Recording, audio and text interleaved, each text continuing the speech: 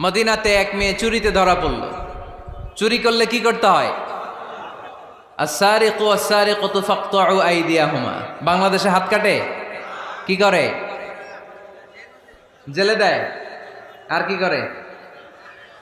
হ্যাঁ, জরিমানা, জামাই আদর করে না, বিধান হচ্ছে হাত কেটে দাও। If anyone steal something precious, the government, the authority should cut down his right hand. আইনটা কার?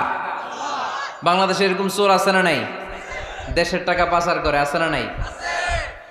হাজার হাজার টাকা কুচি কুচি করে বগুড়ার এক পানির মধ্যে, খালের মধ্যে দেখলাম। আহা, জনগণ খেতে পায় না আর মানুষ টাকা কুচি করে জঙ্গলে ফেলে দিয়ে আস। এগুলো কত বড় ডাকাত!